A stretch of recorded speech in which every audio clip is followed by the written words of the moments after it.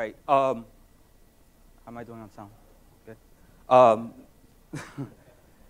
So we'll get started in a bit. I just want to let you guys know that you guys can interrupt me at any time with questions.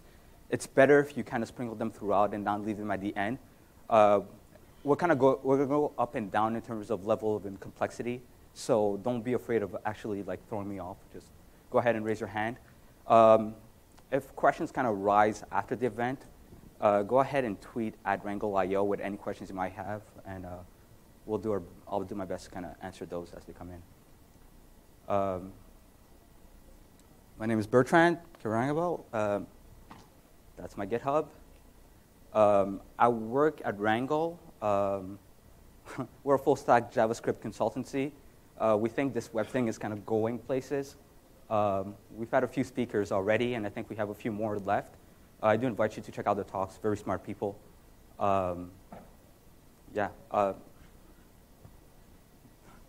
This is our founder. The image is an artistic interpretation. And that quote is actually a paraphrasing of what he advocates. He doesn't actually speak like that.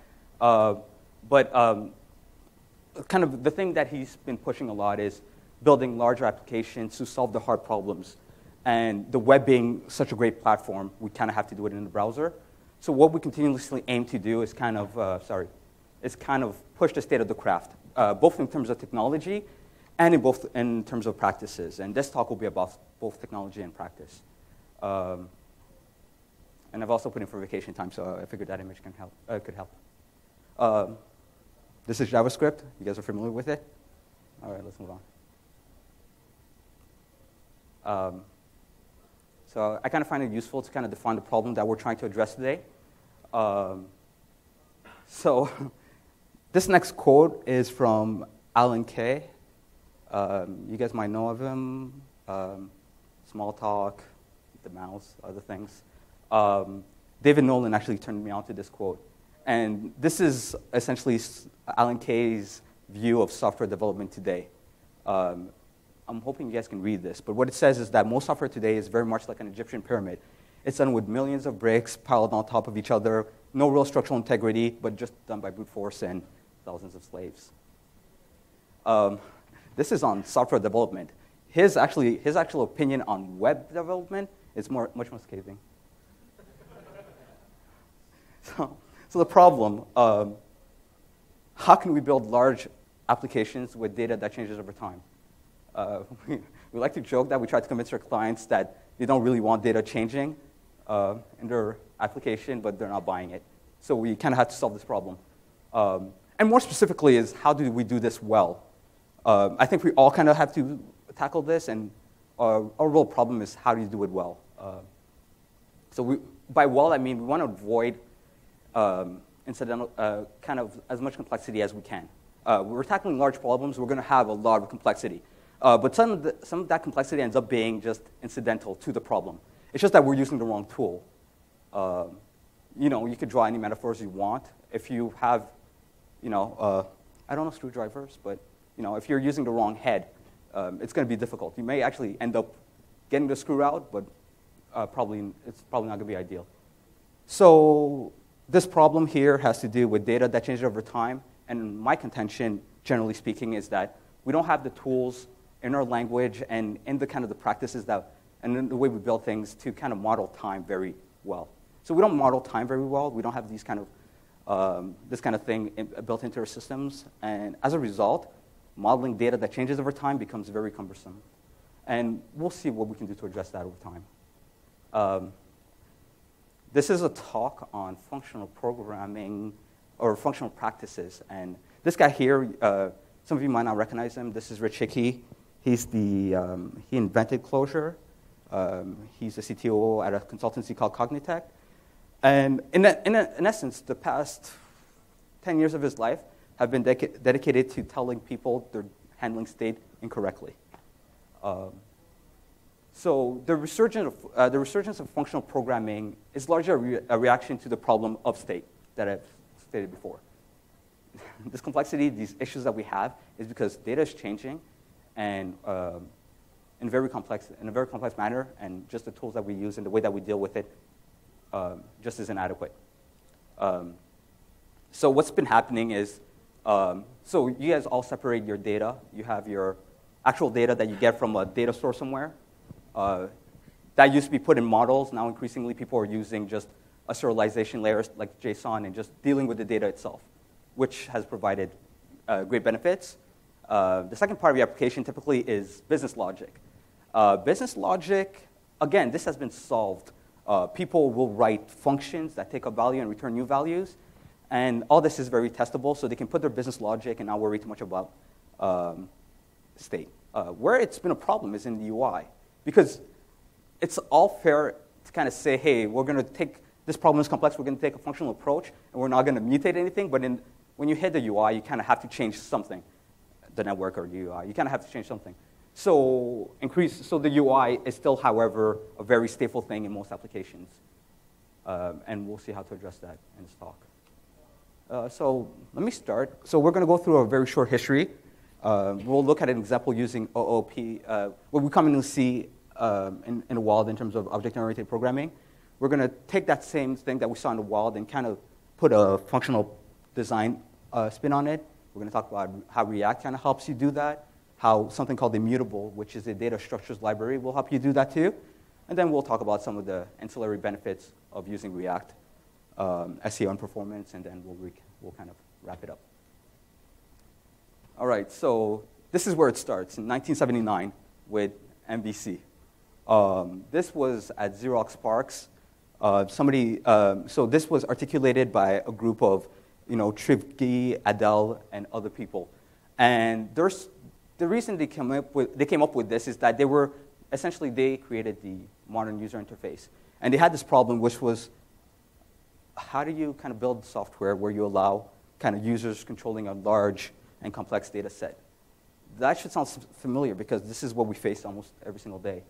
The basic concepts of what they articulated back in 1979 still remain to this day. It's a de facto way most people actually do write interfaces. On a very abstract level, it's a very sound separation of concern as well.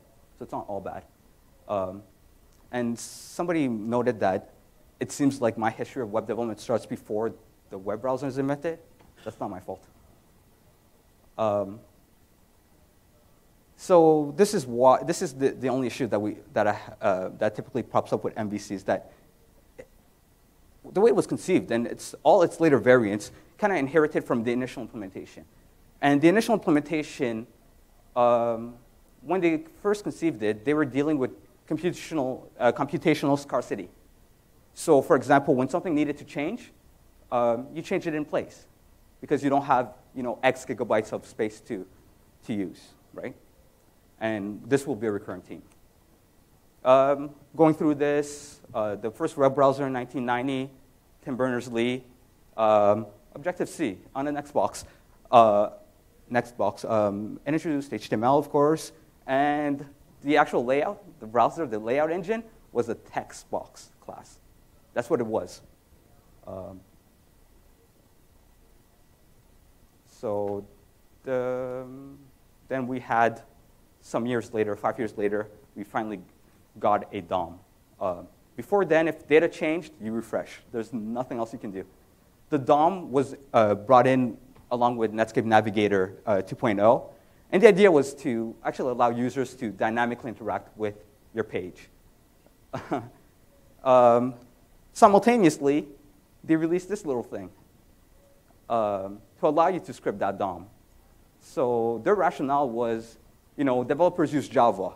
We need something for amateurs that's kind of like Microsoft Visual Basic. So let's call this thing JavaScript and push it out.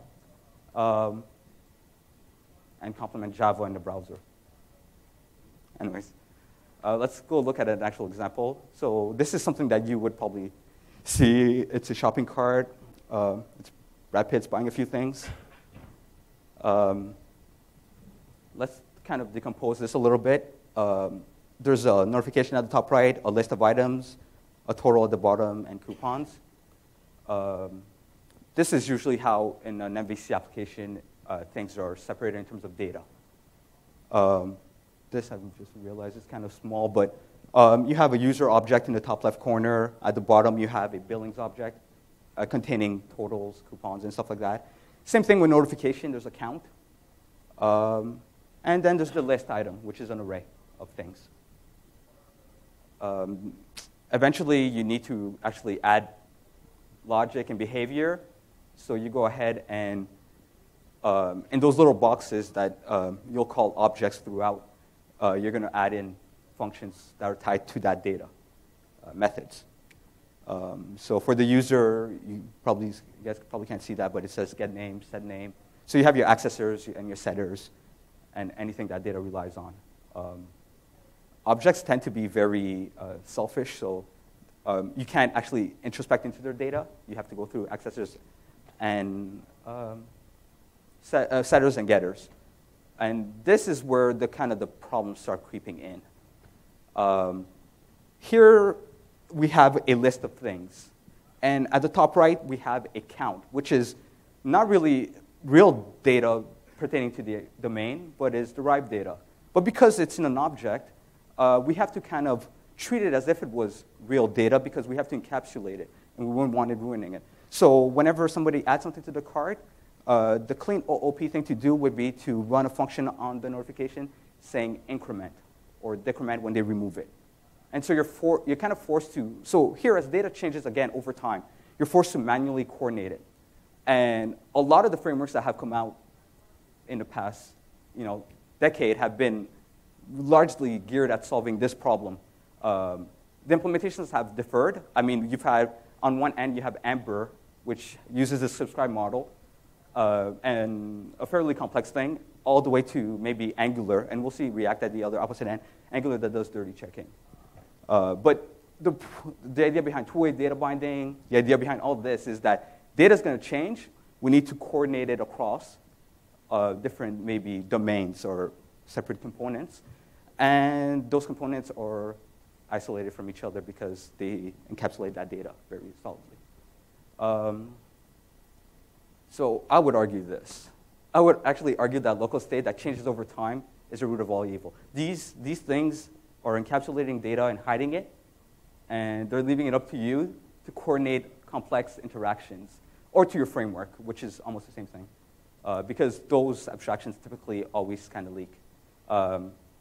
So when we talk about the problem that we had in the other shopping cart, the problem keeping that notification in sync with that list has nothing to do with the problem domain that you're attempting to fix here, selling things to Brad Pitt. It's all incidental. It's all just a result and the consequences of methodology and tools used. And so typically what people have, people have said that encapsulated data is the way to go because global state is evil. And the reason global state is evil is because anybody can go and change it. And the reason anybody can go and change it is because the programming models that we use allow you to kind of change data anywhere you want, anytime, for performance reasons, but really it's to address a historical scarcity. And we'll go into that even more, but this is a recurring theme. So this historical scarcity that existed at a certain time is kind of with us today, even though, you could go and make that second array, probably, of 5 items, and probably not worry about it with the computers that we have today, but typical default is to actually change that thing. Sorry, the lights are shining in my face. I didn't see your hands.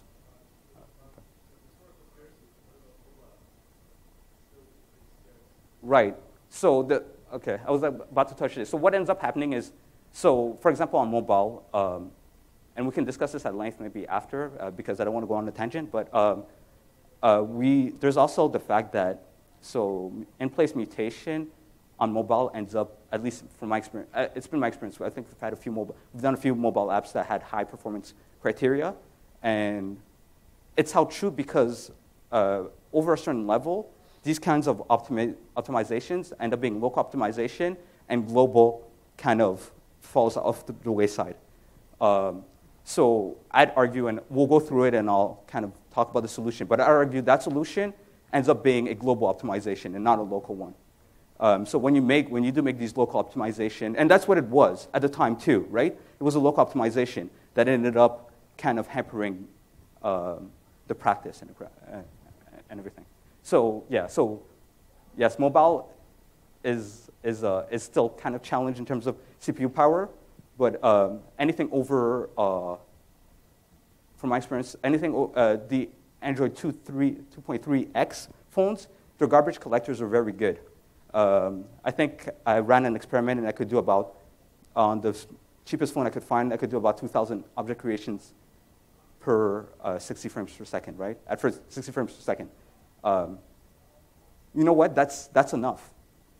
And of course, if there's a tight loop, maybe you can mutate there, but it shouldn't be the default. Good question. So this is what I'm saying. This is a basic computer in 1995. That 1 gigabyte in 1995 is actually pretty cool because in 1995, really what you could get was about 500, but if you paid an extra $200, you could bump up to a gigabyte.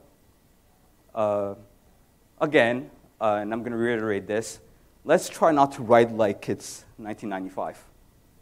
At least let's not write software like it's 1995. So we need a better abstraction. Let's kind of try to apply some of the things that people have learned from functional programming into this. So this is where the change, the first change occurs with data. Functional approaches will favor application data consolidation because that solves a lot of the problems.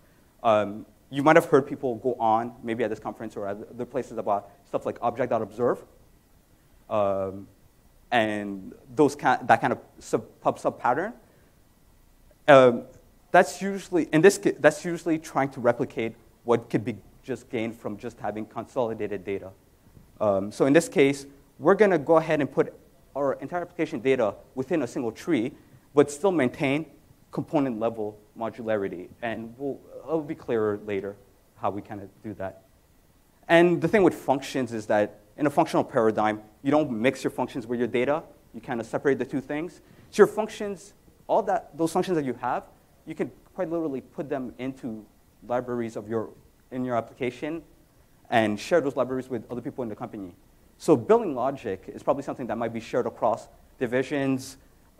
Even some display logic may be shared. So you could go ahead and make sure that they take in data and return other data, and go ahead and unit test that and share that, and you have a solid base to build the rest of the application on. When it's coupled into that object, when the things dictating how my coupon thing work is tied into my component, I can't share it with the other guy building another app or the guy on the server writing server-side validation code, because it's tied into my object. It's tied into this thing that I've created. But if you decouple the two, you gain flexibility. Big thing about JavaScript was the saying that we'd have shared code across the entire stack in Node.js and in client side. And the biggest barrier to that in actual practice are things like that. If you make an Angular service and you put your logic into that Angular service, then going ahead and sharing that with Node.js becomes problematic. So let's kind of try to take that design that I discussed and use React and Immutable, which is a library. So first, React. React is a JavaScript library for building UIs. That's all. That's all it does. It's maintained by Facebook and Instagram. And basically, the reason they created it was because they had a messenger application, they had a message thread, and they had a little counter that would tell you when you had new notification. And there was the famous bug was that you'd see the little counter, it'd have a 1, you'd open up your messages expecting a message, and there'd be nothing. So in this large application, just getting that derived data was becoming difficult, and for the reasons stated beforehand. The biggest feature of React.js is you might have heard of virtual DOM. The virtual DOM is a full JavaScript implementation of the DOM API in full. If that doesn't sound crazy to you, maybe you don't understand the consequences of doing that. But it ends up being a fairly good idea in the large. So when you're rendering, it's actually, you're not rendering to the actual DOM. you're rendering to this JavaScript version of the DOM, which means A, it's really fast, faster than the DOM in JavaScript, and 2, you can now, because you haven't kind of locally optimized by going directly into the DOM and switching a little bit, you can do full optimization. So if I go ahead in my cart, remove an item and add an item, and on the next render phase, it'll see that the delta was nothing. So it won't do any work. And so this is kind of a taste of what I mean by favoring global optimization rather than local optimization. So this DOM essentially allows you to do something that's been missing in every single other framework. That's a way to kind of handle state at the UI level. And we'll go through concrete examples, but what this virtual DOM then allows you to do is not worry about state at all throughout your application, except for a few cases where it might be 10% of your application, a few cases where you have transient state. But you don't have to worry. It takes off a lot of the burden that you typically have to do you have to kind of tackle yourself. So this is how it starts. It starts with a component. We're taking a create class, and we're passing in a configuration object. This is the simplest component you can make. It has a render method. So you don't actually render. You don't have control of the actual physical DOM. You just tell React, hey, when you want to render me, call this function that I gave you. And all this does is return a function. So React.dom is an implementation of we've discussed. It's a virtual DOM, and H1 is an implementation of H1 tags on the virtual DOM. And this one is, forget the first argument for a second. Second argument is any inside text or inside content, so any child content. So in this case, we just have a text content node. And this does nothing by itself. This is just a component. If we want to render it, we render component. And in this case, we're calling it because it's a function, and we're attaching, the second argument is the body that we're attaching it to. And on a page, this would just be a H1 with hello. Hopefully that's clear. So in this case, this pattern is actually what React applications end up being. React applications end up being, your application itself is a giant component, and it has subcomponents for every single part of your app. This is a trivial example because it's on a slide, but you get the idea. We talked about the first argument to these functions. So right now when we call the component, we can pass in an object, which are properties. You can think of these as HTML attributes, if you want. In this case, we're just passing it in a salutation from some place that we got, a var. And then inside of a render, we can get these properties on the properties object. And the key thing about these properties is that you can't change them. So the fact that these properties come from above, and in your large application, imagine a layered application, data always travels down and cannot be modified. You can't have a subcomponent modify a property that was passed in from above. If the person who owns that property changes it, then the other components know to re-render themselves because that has changed. So that's the key insight into how this kind of works. H1, we talked about the first argument. The first argument takes DOM properties. So in this case, I'm passing in a class name.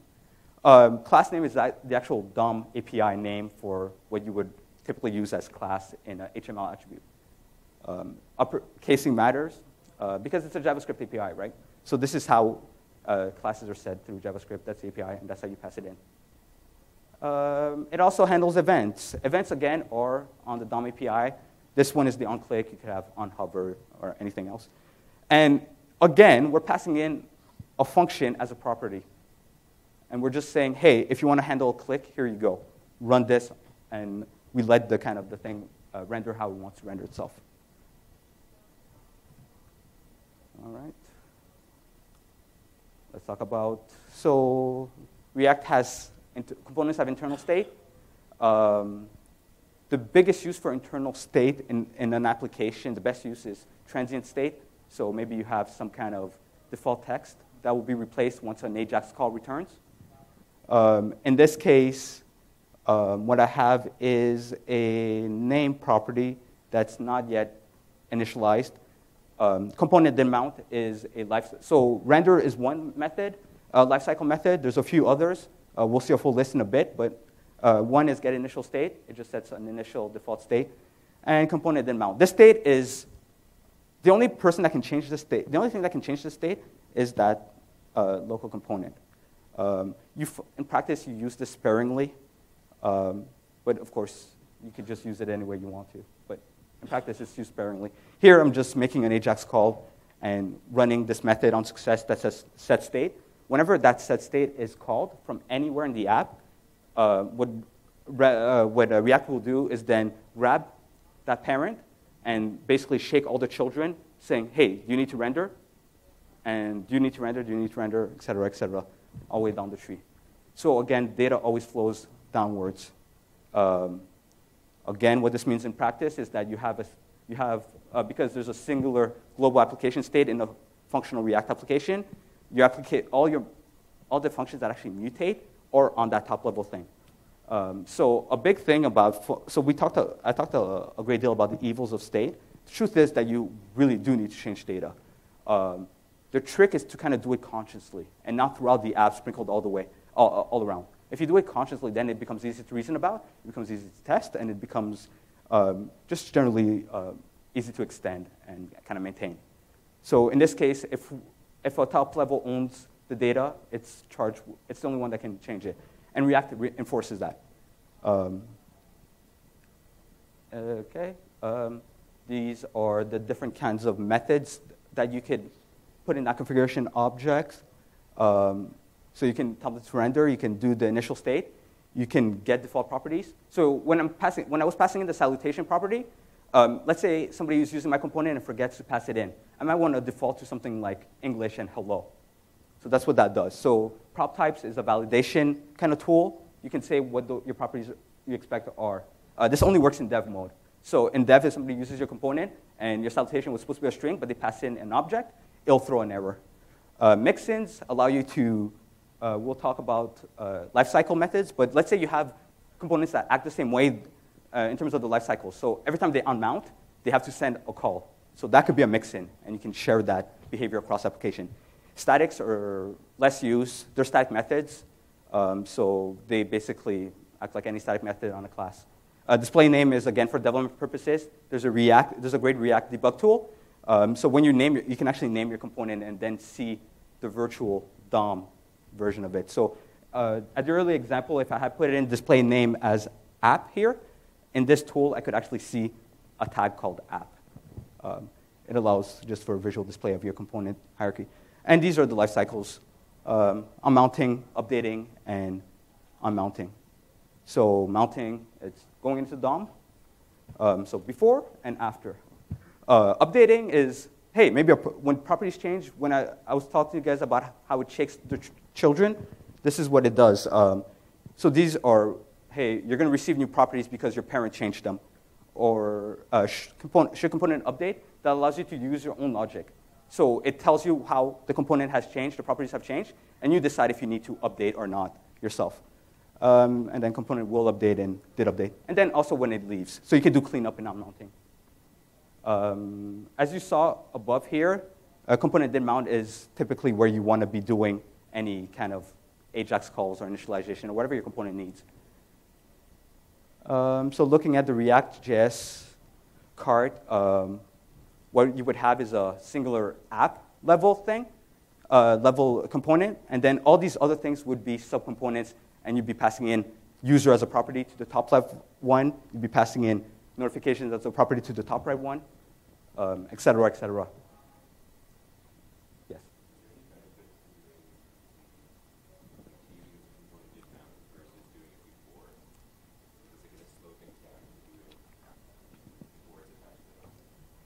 The reason that, so you're saying instead of doing it here in component then mount, do it somewhere else? The issue with that is that at that point it hasn't initialized the state. So if you're going to be modifying the state it's while you're making that AJAX call, this is the earliest you can do it. Yeah, that's why. So in our case, so I've been over this.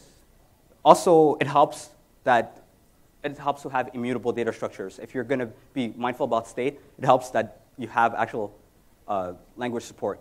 And so immutable is a library released by Facebook again. It has immutable and persistent data structures. So these things are, you can't change them once you've initialized them. You can only make modified copies. And they're persistent. And the persistent part means that they actually share structure. So they're very efficient. So if you have a list that says 1, 2, and you need a list that says 1, 2, 3, you don't change the list that says 1, 2. You get a new list that says 1, 2, 3. But the 1, 2 parts, they both share in memory. So you get very efficient growth. You get very efficient. Typically, implementations have a factor. If you guys care about performance characteristics, they have their trees, and they have a branching factor of 32. So they're very fast. They act almost like they just generate a lot of garbage. So this is an example of an immutable map. You can initialize them from JavaScript maps. And then I take map2, and this should have been map1.set. But note the assignment. You always have to use the assignment. If you don't actually use an assignment, it's a no-op. It's creating a new object, and it's just going into the ether and getting garbage collected later. So in this case, I'll see that map2, the B has changed to 20, but the first one is still 2. When somebody's reading your code, this makes a huge difference. They don't have to wonder how it got from one state to the. They don't have to kind of carry the state in their head. They can just look at it because it's explicit.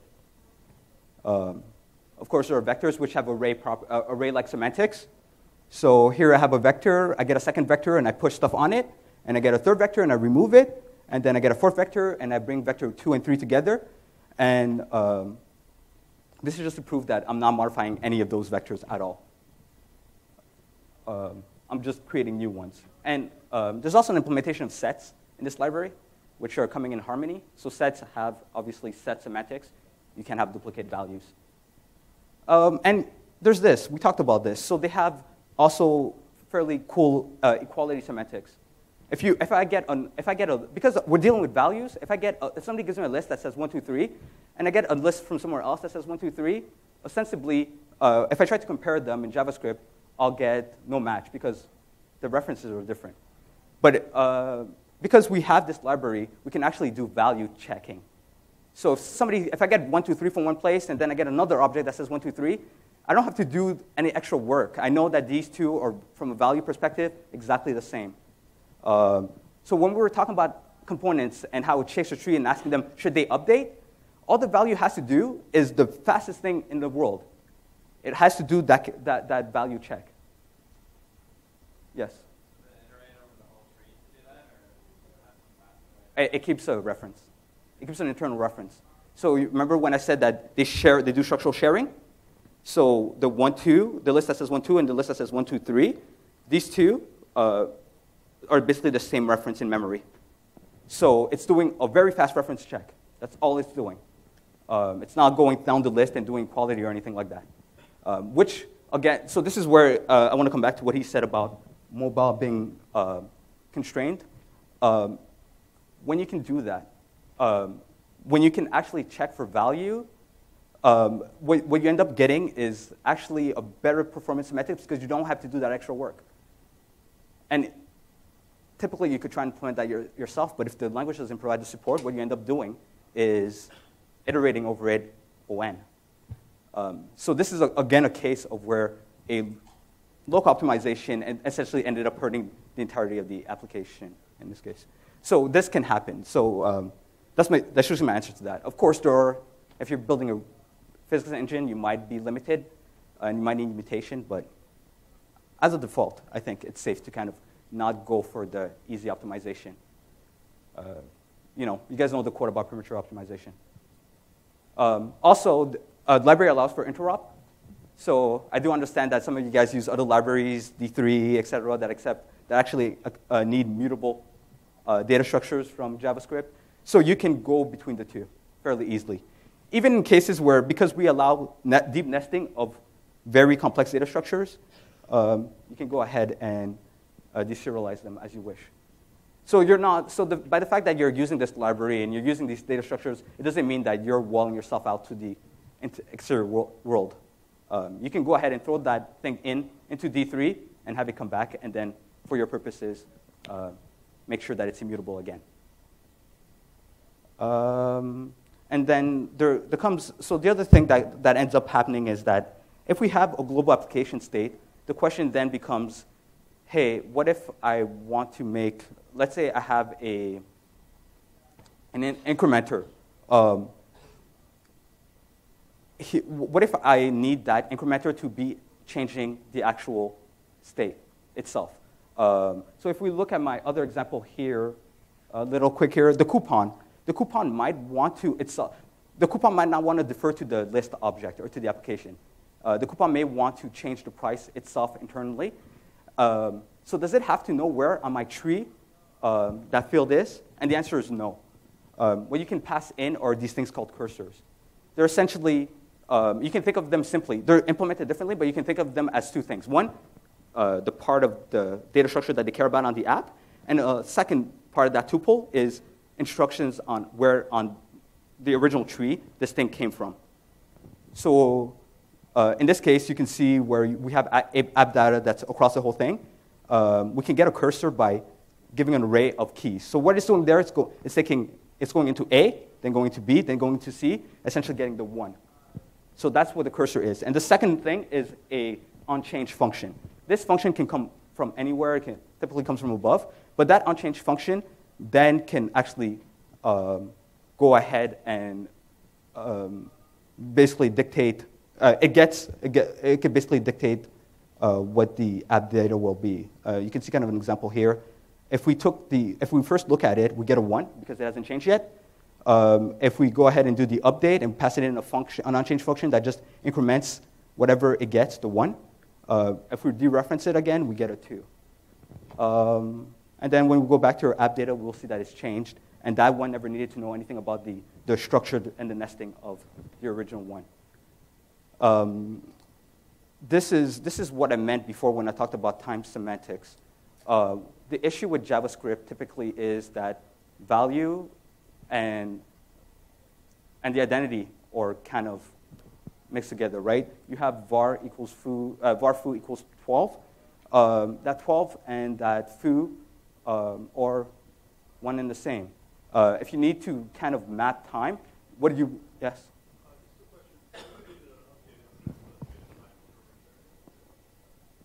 No. This is the point of the cursor. The point of the cursor is that it does allow you to make local modification to the greater data structure without knowing anything about it. It's not to be abused, but it's just to say that by the virtue of having the whole thing in a tree, when you do need to make a change, you can do it in a local fashion without really knowing anything about the structure of the tree. So the example that's typically given with regards to this is, let's say we have a person called Matthew. Matthew this year is 12, next year is 13. In JavaScript, the way that you do it is that you take Matthew.age equals 12, and then later on in a year, you say Matthew.age equals 13. One, that's not actually what happened. What really happened is that there was a procession, and you kind of lose that procession. Matthew's age itself didn't get scrubbed off, and he's 13. What happened is that at one point it was a thing, and at the other point it was a thing. So you can think of it as a container. That's his identity, and inside his identity there's a procession of values. And so that's what this kind of brings to JavaScript. It allows you to decouple that box, var equals Mike, from the values inside the age as it goes. So you don't lose the procession. Yes? I think he meant like in the function you pass to update, it has to return x plus 1, not just a loop. Oh, okay, yeah, sorry. That's a typo. Okay. Actually, no, I think that's actually not a typo. Because yeah, it has to return. That is a typo, I guess. Yeah, I misunderstood you. Okay. Yeah, definitely. So looking at immutable again, this is what we've done. So in this kind of application, you would have, at the top level, the app would have the entire tree, and then would pass again properties to each one of these. And if any one of these needs to change something by itself, secluded, then it would pass a cursor to it so that it could do that in a component fashion. So that this component can be reusable. It doesn't need to be tied to your, especially explicit application. It doesn't need to know anything about the actual application tree. And then, of course, you get other benefits from doing this. The biggest benefit is that app data, that tree that you have, if you run it once, you can run it any amount of time, it'll always give the same view. So I just want to let that sink in a little bit. Recently on a mobile project I was working on a help feature. And so I was doing the help feature, and there's a text box, and you send an email. And I was looking for maybe diagnostic information I could send to help troubleshoot this ticket if it came. I ended up sending the app data. Because if the person encounters an error, and they send me their app data, I can load it into my phone, that same application data, and get the same exact view every single time. I have that guarantee. And what's more is that our route, the route that we had built was a stack. So every time the application data changed, we just basically put it on a stack, and that'd be the history, and they could undo by popping off the stack, and then go and redo by pushing onto the stack. So I could actually send that along, serialized, deserialize it on my device, and just loop that thing, rendering every 10 seconds, and get almost like a video playback. That's incredibly hard to do in conventional applications. It's incredibly easy. It was about 7 lines of code to do if you architect it this way. So this is what this probably illustrates the point more than anything I've said so far. Just having that predictability. Like I talked about Facebook writing this entire thing just because they couldn't get the counter right. That's because I wasn't predictable. Just being able to reason about things and being able to predict these. So the whole thing is that here we can actually, we kind of issue what other frameworks kind of grab onto. So two-way data binding, data kind of comes from above, but it can also change from down there, and you don't quite know what order it came in and how it kind of happened in the state. But if you're conscious about how you actually do mutation, then you get to do these kind of optimization. Another optimization that's in a framework called OM is they batch all their changes on request animation frame. I don't know if you guys know what request animation frame is. It's, you nodded. Okay, all right. Request animation frame is, so the cool thing about doing it on request animation frame is that it gets rid of the jankiness. Request animation frame essentially occurs when the browser is rendering. So if you do your work there, you basically have a smooth experience. So I talked about this a little bit. This allowed us to have on our app a very smooth infinite scroll on even like very low level devices that we can really get with other kind of frameworks and other techniques. And that's just because the way that React is built, the whole diffing thing, you can push that to any time you want. So you can batch your updates. It guarantees to do it has its own guarantees. So whenever state changes or property changes, it knows to do it. But you can decide to just try and re-render on every single 60 frames. Because it doesn't cost you anything. If the data hasn't changed, it's not going to do any work. Which I think is a very powerful kind of thing to be able to accomplish. Let's talk a little bit about the server. So we've been talking about client side. So the virtual DOM is, it's JavaScript. It's JavaScript API. They provide a secondary API where instead of rendering to a DOM, you can render to a string. So all those nodes that were going to be rendered to a DOM, you can render to a string. So what this allows you to do is here on node, I can just go ahead and on a request, take the path that it came from, put that path in my application state. Ostensibly, let's say my application has a router, and then render it to a string. And what I get is a HTML markup that I can just send back. This is great for SEO, right? The bot comes, and if the bot can execute JavaScript, okay, you're sending back HTML. So your apps, and then the second reason it's great is because when somebody first comes to your page, you can give them HTML. They don't have to wait for the whole thing to come down and the JavaScript to kick in. So you can give them HTML on load. So they have a fast load, and then you can let the JavaScript handle the next subsequent change of states. So there's a lot of flexibility there. Okay. So I hope I've convinced you that that's actually a very solid model for data that changes over time. using this kind of approach, then you're able to kind of push the envelope because you're no longer kind of held back by the complexity of the tools you're using, by this incidental complexity. You can tackle the actual problems that you're meant to solve, which I think is a very powerful thing. I have to put this disclaimer in, which is mind the punchline. There's the joke about the chicken crossing the street. The punchline isn't really like, the punchline is really wide across the street. That's the setup of the joke. And it's the same thing here.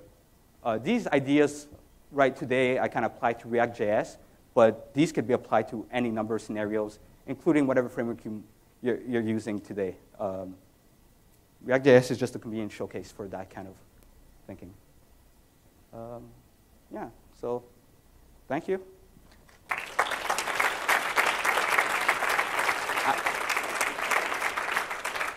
I hope I didn't waste an hour of your life. Yeah. I haven't personally. I think I toyed with it. I've met somebody who did, and what they essentially ended up doing was, instead of the directive, in their directives, they'd render React components. I haven't done it, but it's doable. Yeah.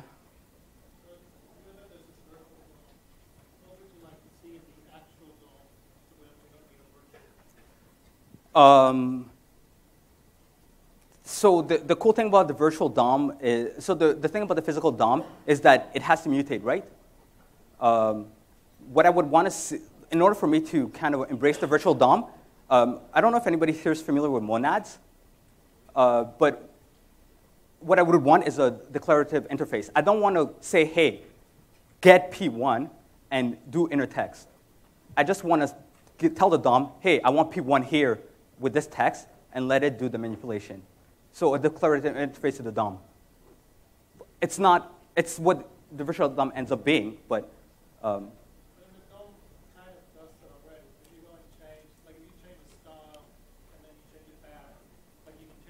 well, it's the way you change it is what I'm saying, right? So the way that you do it there is, right, no, but the way that you would do it in the scenario you discussed is procedurally. You'd give instructions, procedural. I want to define the appearance that I want from the DOM. Because again, this idea of coordinating state change is what you want to try and avoid, doing manually yourself. You, in your application, nothing you have to maintain, and nothing that is your livelihood, and mistakes are expensive, you want to be able to declare what you want and have that be done. So that's the whole move, right? Declarative, style, functional, and all that. Those are the benefits. Yeah. Question about the immutability stuff. Mm-hmm. So closure and other immutable libraries Yeah. optimize greatly for multi-graph into the garbage collection. Yeah. Mm-hmm. No, it doesn't. V8 does.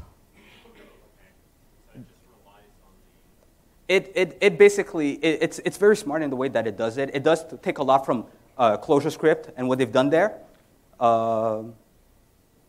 ClojureScript still has many more improvements that they don't have yet, but it's not going to be a bottleneck, most likely, for 90% of the applications. If you're making a physics engine, you could actually temporarily make these mutable. I didn't show this because, there's only so much time, but you could take one of these collections, say, hey, I want to mutate, and within a block, a function block, actually treat it as if it was a real mutable thing, and then come out. So in this case, it's all about being conscious of these things. There are, like I said, if you want to optimize that tight loop, go ahead. When you're iterating over that list of 10 things, and you're bit twiddling them, there's the cost of maintaining that. There's the cost of people understanding what you did, keeping that state in their head. And it turns out that humans are not very good at being state machines. Any more questions? Oh, sorry. Just yell at me if I don't see your hand. Yeah, just in terms of React's future, and obviously a lot of it's cited over web components coming down the pipeline. Where would web components fit in with React, or would they at all? I think web components is, I think just because of, so there's been constant discussion about web components versus React components and AngularJS directives. What web components are is almost tangential to what kind of the problems React components and directives try to solve. What they are is an API for doing what browser manufacturers have the capability of doing. So Adi Osmani actually had a blog post a month ago where he wrapped React components inside of web components. So they're tangential to each other. They address different concerns. Web components. Yeah.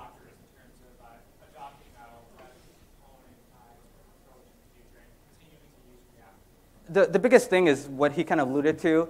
With web components, you're still doing that on the physical DOM, and then you lose the ability to push that kind of heavy stateful UI into the library layer and keep your application kind of, for lack of a better word, clean. But they can work together to kind of allow for shipping. There's a few other problems, but I guess, yeah. All right. I finally bored you guys enough. Okay.